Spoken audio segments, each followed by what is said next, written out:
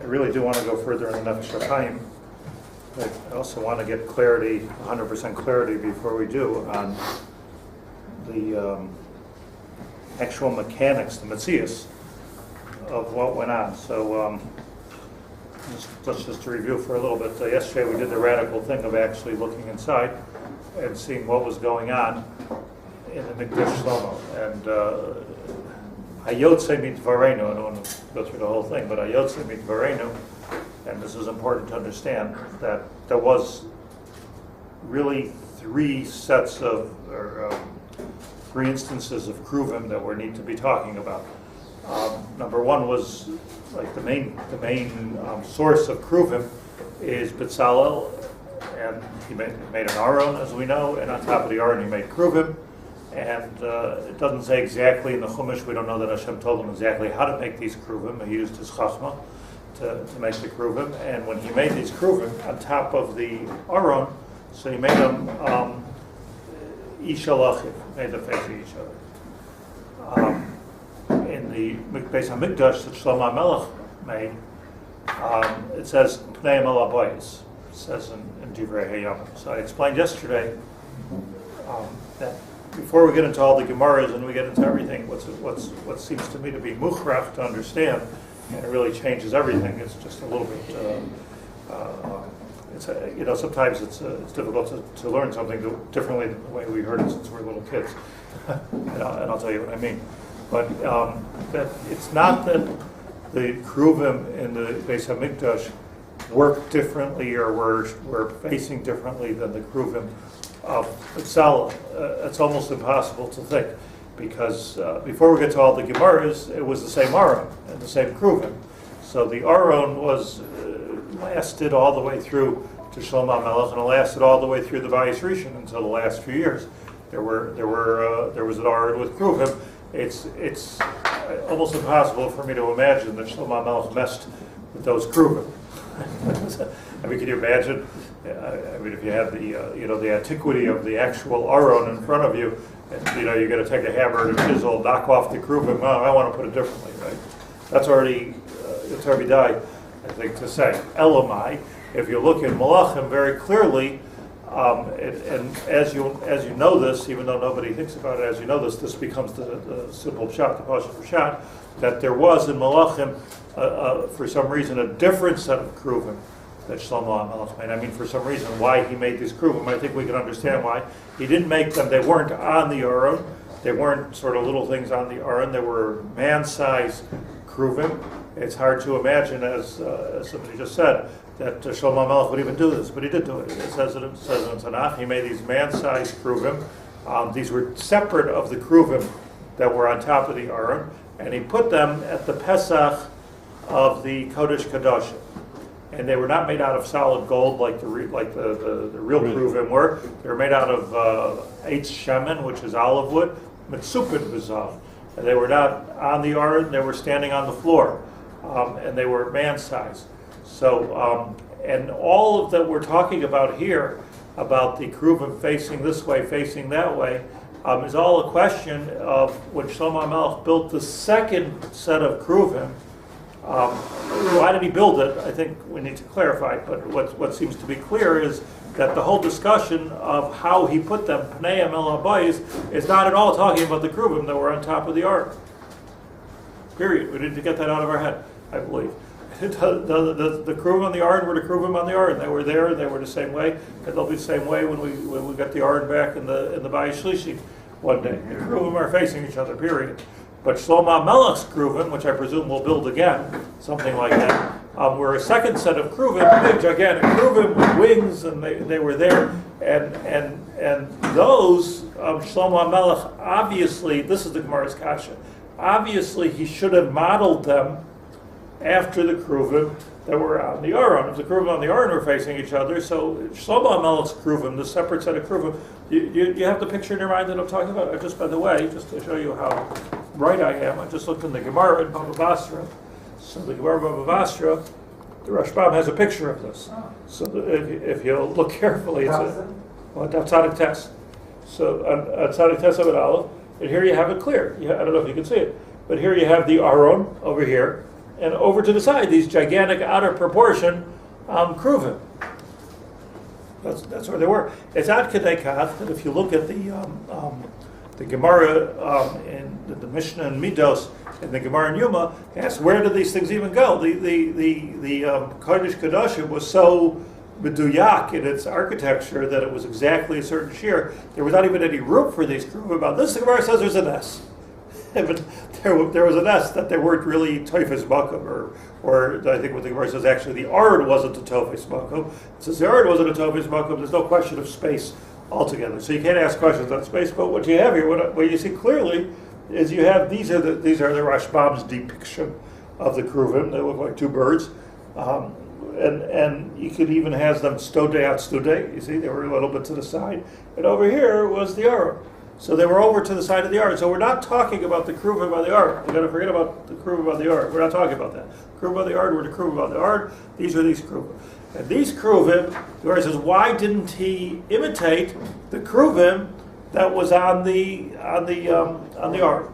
So the Gemara says, what it says. We're going to learn that Gemara. Oisid Ritzoyne Shalbaka. But that's pshat. I want to say something very radical here. You can take this as a suggestion, or you can take it as pshat. But l'dati, we're accustomed to understanding that it's talking about the Cheruvim on top of the Ard, and that this miracle happened. They turn this way, they turn that way. So, okay, we already shifted the miracle from the Cheruvim on the Ard to the Cheruvim of Shlomo HaMelech. That's where the miracle took place. It doesn't say anywhere that a miracle took place, period. It doesn't say that. It just says, it doesn't say there was a miracle. And it's in my interest to be mocked in the miracle, because this is not one of the miracles that we know about. And it very well could be, please don't fire me, but it can very well be that when the Shlomo HaMelech made these Cheruvim, he lechatchila, the Gemara says, faced them, even though it says Pneim ALWAYS, it was a little bit Pneim ALWAYS. He manually, no miracles involved, he manually faced them Sedudei Atzdodei, a little bit this way, a little bit that way. Different Mishalim, as I pointed out, like Ish V'Reyehu, like somebody talking to his friend, a little bit facing this way, a little bit facing that way. By the Shalosh Regalim, when they open up the Parochet, so the Gemara says in Yuma Nun Gimel, that they open up the Parochet by the Shalosh Regalim. Remember, there's thousands of people come to the Oleh HaRegel. They come to the Kosel, they come to the Beis HaMikdash, and it was like one of the big sensational things that took place on the Shalosh Regalim, a treat for the people that came to the Oleh HaRegel, is Megalgalin es HaPareches. A very interesting language, because they probably didn't have a curtain rod for the Parochet. It wasn't like this so much. It was Megalgalin es HaPareches. I'm thinking about this a lot now because I'm in my mind designing an Aron Kodesh. It was Megalgalin es HaPareches, meaning they manually rolled it up like a yoga mat. You roll it up. And just took it away. Took it away. Yeah. Megalgalin. They rolled it away. Rolled it up. Couldn't it Either be- rolled it up or rolled it to the side. Couldn't No. it be that they rolled something around it to hold it separate? Yeah, or like French. Yeah. French shades. You know, Right. Rolls up. French. Yeah, French. I got it right. But this is the Parochet of the Heichel or the Parochet of the Kodesh HaKadoshim? Kodesh HaKadoshim, because they looked inside the Kodesh HaKadoshim to see the Ard, to see the. Could I see it from that angle? No. Oh, Frank Yaacov Haber. How'd they see it? Nobody asked the counter. How'd they see it? The Ard was over to the side, so we already the Cheruvim were over to the side. What good does it do to open the Parochet? So the answer is Pasha. They weren't looking at the Ard at all. They were looking at Shlomo HaMelech's Cheruvim. They weren't looking at the Cheruvim on top of the Ard. That was over to the side in a very tzadua place. But that was open also. In other words, the Heichel was open and that was open. Well, yeah, of course. Otherwise, what good is it? Yeah. And how could I see out of the Mizbech? Because we're talking about Shlomo HaMelech's man-sized Cheruvim. That's what they saw. Huge. Huge Cheruvim standing by the door. It was easy to see. And then they saw them on Shalosh Regalim, but we're B'zeh. Now, why do we need to say, just like Shlomo HaMelech lechatchila set up his Cheruvim, Sedude Atstode on some kind of an angle, why do we need to say that on Yom Tov there was a miracle that all of a sudden they were hugging each other? The Shlomo HaMelech, in preparation of the festival, he took the Kohen and said to the Kohen, the condition of Klal Yisrael is very good now, and I want you to make them hugging. Or I want you to make them Pnei Mishalachim, or I want you to make them Sedudei Atstodeh. In other words, there's no need to say It was a miracle. that there was any miracle here necessarily, except the miracle was maybe that the king understood the condition of the Jewish people. But in other words, it was it's Masyasif Alibi. That the shot over here is that this was all manual stuff. Meaning, the laharos chibasav alamakim, there was a symbol. I'm sure there are many examples of this in the Gashmi's world, in the different cultures, where like you put a certain flag up where it's dangerous to swim on the beach, another one where the waters are calm. What he did was he organized that the Cheruvim were facing each other and even hugging each other. Now, how do they hug each other? That's kind of a weird thing. But we don't know how he made these Cheruvim. Maybe they had flexible arms. We don't know how he made these Cheruvim. But he could make them pal. They were flexible icons. I'm sorry, like again, the question that's hard to get over is why would he even make this? Doesn't seem Jewish to do this. But okay, a lot of things in Tanakh don't seem Jewish.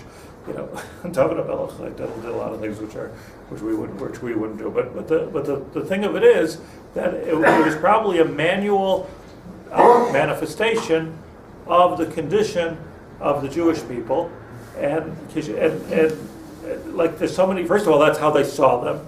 And second of all, that's why they were different on the festivals, because he moved them that way. I looked through all the Gemaras. It doesn't say anywhere here that there was some kind of a miracle. What's the big simcha then? I mean, everybody's saying that he knows the matzah of Klal Yisrael. Why not? It's the Melech. He's the Leiv Kolab. Who did it after him? Like in the Chorban? All the Malachim. So the Chorban Bayis Rishon. So the Chorban Bayis Rishon, so Amor Nemoyev came in and they found the Murim Zebazeh. Right. So, I mean, but that's not such a kash, because it was right after the Regel. What? They paraded them around. Yes. Mm-hmm. The Gemara says to do with They're it. two separate things, right? It's two separate Cheruvim. They found them Murim Zebazeh. Matsu Murim Zebazeh. Which one took them around or a show? Shlomo HaMelech. They paraded Shlomo HaMelech, probably. So Shlomo HaMelech could have seen the Chorban coming and put him that way. Put him that way. Oh, Or it was right after Yom Yom Tov. Or following the Rav's Shlomo HaMelech was understanding of 400 it, so then the mounting, the flexible mounting, so then you can move them to any of those positions. Right. Exactly right. Yes. So no, but I don't know that Ammon and Moab moved him. It says Matsu Oh, they Murim found Zebazeh. him. So they found him that way. So for some reason they were set up that way. It was Yom Tov time. Well, did someone come So we don't know exactly what it was that they came in, right? So maybe they came in on Yom Tov, and it was Murim Zebazeh. But the point is, just like we put up white Parochets on Rosh Hashanah Yom Kippur, this was preparation for the holiday that they made in Murim Zebazeh. But it's not like there was some kind of, not necessarily so, that there was some kind of a miracle. I'm not sure where that everybody thought it was a miracle. So I'm saying it's not My Muchach, and question- it's certainly not Tanakh and not the Gemara. My question is, between which Cheruvim did the Kol Hashem come to speak? On top of the Aron. On top of that's Top of the Aron. and that was clearly a miracle. For sure, there were many Yeah. miracles. But the Gemara says there were 10 miracles in the Beis HaMikdash, the Bayis Rishon. It doesn't say that this was one of them. But now the Cheruvim on top of the Aron, did they move? Nothing. Never. Solid There gold. was pale. Maybe Shalachim. If they moved, you fixed it. It was that nothing moved. B'Tzalel made it that way. They made it that way. And we don't find any place in the Chumash also that they were moving this way, they were moving that way. The Cheruvim were the Cheruvim. That was one of the Kliyah They were Mikdash. fixed pale, panim al panim, what did you say? They were Yishalachim. Ishalach. Yishalachim. Shlomo HaMelech made these flexible, gigantic. What did I say? They were like 6 feet tall. These big that the Rashbam gives us a picture of, and maybe made them on an axis. Maybe just imagine. I don't want to take away from the storybooks, but just imagine two big statues. You face them this way, you face them that way. According to the importance was according to the condition of the Jewish people. And the condition of the Jewish people was during Shalosh Regalim, when we were Oleh HaRegel, was beautiful. It wasn't the time of Yeravam ben Nevat, it was the time of Shlomo HaMelech, so it was beautiful. So he faced them together. When during the time of, but I'll tell you something else, during the time of Yoshiyahu HaMelech, when he restored Yiddishkeit to Klal Yisrael after Menashe, his father, messed up everything. So it could be also, he put the Cheruvim, Murim Zabizah, same Cheruvim of Shlomo HaMelech, he put them Murim Zabizah. So therefore, Amun Umayyav came in and found them Murim Zabizah. Could be Laharis Chivasim Shel Makom. So I believe that's what happened. Now the only thing is, the only Pirush which says differently is let me just go share with you again the Gemara. The Gemara is of Avas for Tzadik Tess. Rabbi Yochanan of Rabbi Lazar, Chad Amar Pnei Mishalachim. Again, let's learn this. Ketzad Heinoimdim. Let's learn this. Al PMS that we're not. The discussion here in the Gemara is about the big Cheruvim of Shlomo HaMelech. This is changing the whole Gemara. The Gemara says Ketzad Heinoimdim. Talking about those Cheruvim, not Batzal's Cheruvim. So Chad Amar. So now you have a machlokes Tanoim. Machlokes Tanoim, Chad Amar Pnei Mishalachim, v'Chad Amar Pnei Labayis. How did Shlomo HaMelech face them? Man Amar Pnei Mishalachim, Haksiv Pnei Labayis. It says in Divrei Yamim, how could you understand? He's not asking a kasha from the Chumash. He's saying, how could you? One says, Rabbi Lazar says, Rabbi Yochanan says rather that they faced the wall. He could do whatever he wants. But it says, they faced each other. So it says in Divrei Yamim, Pnei Labayis. So the kasha is on you, Rabbi Yochanan. How could you say they faced each other when it says of Pnei Labayis? It's a kasha on a Tana. It's not a kasha from Betzalel. It's a kasha from Divrei Yamim. Excuse me.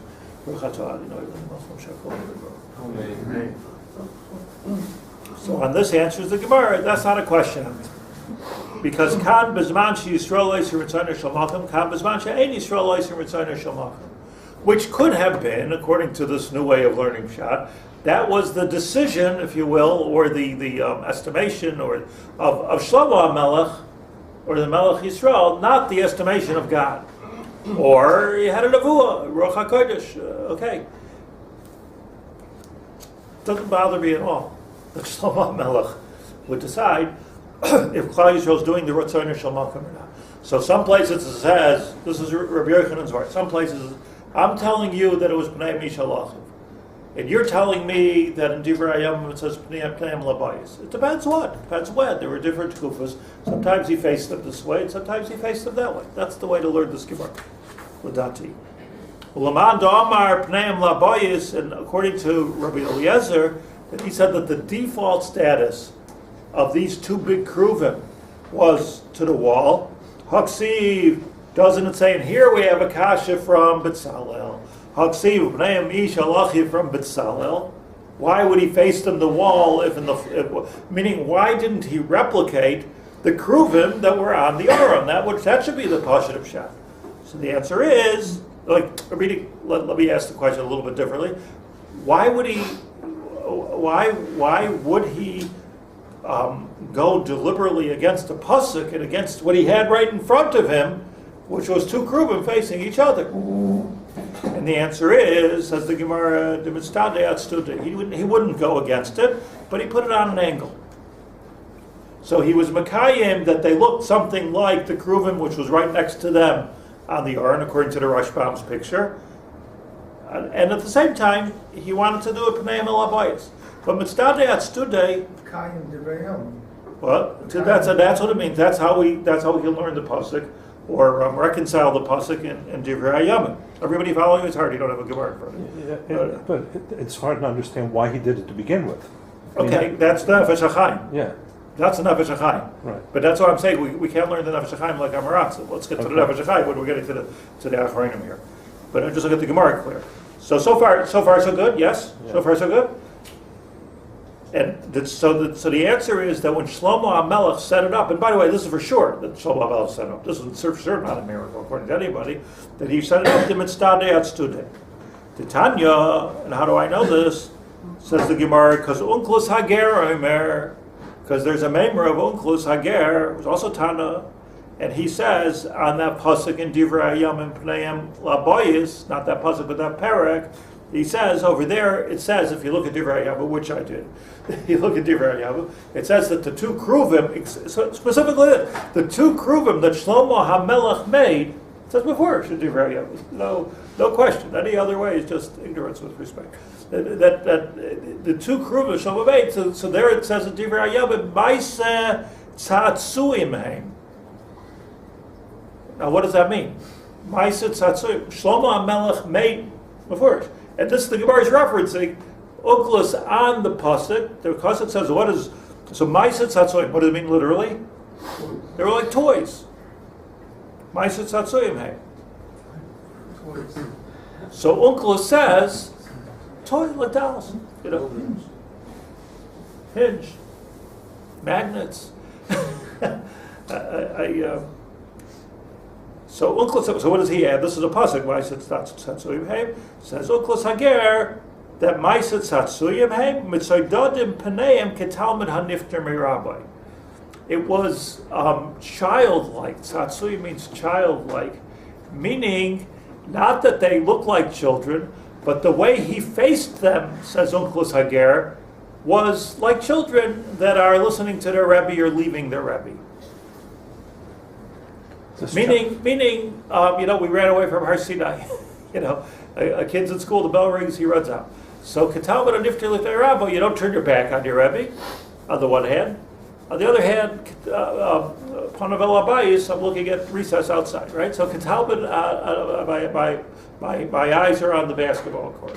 So, Ketalmid Nifter Lifnei Rabbo says it was Ma'aseh Tzatzuim. It was like, it was Tzatzuyim, it was like an immature thing. Like, here's a Rebbe teaching children Torah. I'm giving you the Messiah for Har Sinai. I'm giving you the most important thing in the world. I'm giving you Torah, and you're thinking about recess, right? Okay, kids are kids. So the same thing is over here, that he set up, when he set up the Cheruvim, he set it Sedudei at Sedudei on a slant, because it was really the situation of Klal Yisrael was Ma'aseh Tzatzuyim, says Unklos Hager, Ketalmid Hanifter Lifnei Rabba. So we said yesterday from one of the Achronim, beautiful shot, the Rishonim rather, in Talmud Hanifter Lifnei Rabbi, that's also a beautiful chipah, that when the Talmud leaves the Rebbe, not forget about the recess thing, but when the Talmud actually has his smicha party and leaves and goes into his own, sets up his own Rabbister, so that's also a nachas for the Rebbe, that the Talmud is leaving. A goofa relationship. It's a different relationship, but it's a relationship. Okay, but I'm just saying, that's, by the way, last words of the sugya. So nowhere in this Gemara does it say there was any miracles at all. And nowhere in this Gemara, it just says that how could he have set it up sideways? So the answer is, he set it up sideways to be Yotzei, this is the Maskana of the Gemara, to be Yotzei, the original look that Bezalel put on, and at the same time he was trying to bring out something about the condition of the Jewish people. And on this, the Gemara says, the Gemara says that Unklos Hager made this comment, that he was trying to say that you, Klal Yisrael, you guys are Ketalmid Hanifter Lifnei Rabba. And that's why I'm putting it on the side. So Tzedudei at Tzedudei was the matzav of Klal Yisrael in the time of Shlomo HaMelech. At the end of the day, if you want to understand the whole condition of the Jewish people in the time of Shlomo HaMelech, so it's represented in these two gigantic Cheruvim of Shlomo HaMelech, Tzedudei at Tzedudei. Could that be where the Goyim get the fact that they look like, the cherubs look like children? Yeah. Yeah. No, the Gemara says that. Targum in Shmo says Ma'aseh Ravya, that they look like children. But it's a different thing. Ma'aseh Tzatzuim doesn't mean they look like children. The Unklos says it means that they were facing like children. Now it's just to bring this down to earth, it's kind of like our situation today. Where we're religious, we're learning Torah, but we're also part of the world, making parnasa. So I don't mean this like politically, Tarim, Avoda, Tarim Derech Eretz, Tarim Mada. I don't care about any of that stuff. But what I'm just saying is, Pasha, we're part of the world. Like unless you make yourself not part of the world, for somehow or another, you have parnasa. Positive shot is we're part of the world. So we are not like we can't fool ourselves, nor should we try necessarily to be like the Jews at the Midbar that did nothing but be religious. You see, there's in my mind, and I'm just saying this in parentheses, there's something I think about all the time, for years, and that is like we talk about Ritzono Shel Makom. What is the Ratzon Hashem?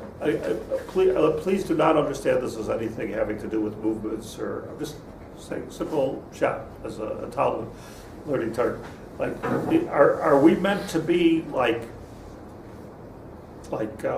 osek in religion from morning to night? Like that's what we're supposed to do. But I have to make some parnasa, so I'm going to go take a break and go to work. Or are we meant to be good, solid, Jewish, Torahic citizens of this world, where our whole life is Torah? Every minute is Torah on the one hand, and on the other hand, we're part of this world. You see, do you hear the Chakira? We're not Shimon Bar Yochai. Let's not even get into Rishon Bar Yochai. Like I'll explain to you, but I was just saying, like, what should our anhaga be as? It's a funny word, religion, but as religious Jews, does it religious Jews? I just you go outside, you see a beautiful sunrise. Are you mechuyev to say, "Wow, Nifloi Sabayra"? Beautiful sunrise. I mean, yes, it's Nifloi Sabayra. I mean, but this is we're educating. We're bringing up our children to understand that HaKadosh Baruch Hu created the world, and He's part of the world, and there's Hashgacha Pratis, and Torah is the instruction manual, and this is how we're living. But it doesn't necessarily require that everything we do is a religious experience necessarily. Now, it could be somebody like that, like Rav Shimon Bar Yochai, but not necessarily the farmer who's running with the Hadassim, and that's not necessarily like a bad thing. So I really think it's a chakira to me. So on the one hand it says, Kol Masecha Yil L'Shem Shamayim. So L'Shem Shamayim to me does not mean what you think it means. To me it means L'Shem Shamayim, that I'm just living a regular life, but I have Hashem in the background, if you will. L'Shem Shamayim. Asur L'Hanois Min Olam Hazeh B'loi Bracha. I have enough in this world, make a bracha first. Knowledge of HaKadosh Baruch Hu. That every bite that I'm eating has to be a religious experience. Like, I'm not sure if that's normal. By the time you leave here, I don't know if anybody's going to be religious anymore. But you understand what I'm saying? It's very comforting, though. What? It's very comforting. I just be regular, unless you're a kohen, or something like that, or Reb Shimon Bar Yochai. And I think I'm mentioning this because I think this is the sugya that we're getting into the next few prokim of Nefesh HaChaim. Of course, everything should be l'shem shamayim, and of course, this has to be important. I'll give you an example. Let's say you're a secular person, but you're an ethical person. So, okay, I'm an ethical person. So when I make a decision, I make an ethical decision. But it doesn't mean, when I watch the sunrise, I have to say, wow, what ethical, that's so ethical. It's, of course everything has to be ethical, and don't sit on somebody's grass while you're watching the sunrise, and don't do damage while you're watching, don't leave your beer can sitting there. Of course you have to be ethical. But the mice itself is HaKadosh Baruch Hu said, when you come to Oleh HaRegel, he's going to say, why don't you have why don't you have enough from this thing? Why don't you have enough from that thing? Like, did you see my Alps? Where does it bring that down? What's that Did you see my Alps? No, with the Kosh Baruch Hu has to The get Gemara. The Gemara Yuma. So before Gemara. I'm not saying something radical there. I'm saying something very dachistic, like what is the derech? So what it has to do with us is that when Shlomo HaMelech put down these Cheruvim, and I don't want to keep on going over. I just want to finish this now in the next minute, and then we can understand Nefesh HaChaim differently. When Shlomo HaMelech put down these Cheruvim, he put down the Cheruvim according to the condition of Klal Yisrael. Condition being more intimate during Shalosh Regalim, but the regular condition of Klal Yisrael right now, living in Israel in the year of Shlomo HaMelech, and what he saw as going on through time of the Beis Hamikdash is tzedudei at tzedudei. Tzedudei at tzedudei. On the one hand, Am ALWAYS. On the one hand, we're intimate with HaKadosh Baruch Hu, but we're not intimate with HaKadosh Baruch Hu in the sense that that's all we're doing, because then where's Vasavta Deganecha B'Sirosh Kavitzarecha? How are you going to work the field? I heard once Rav Hutner, Oleh HaRegel, say, he said about a certain Rebbe, that when he eats, he's masaking all the Olamis except for this one. So, like okay,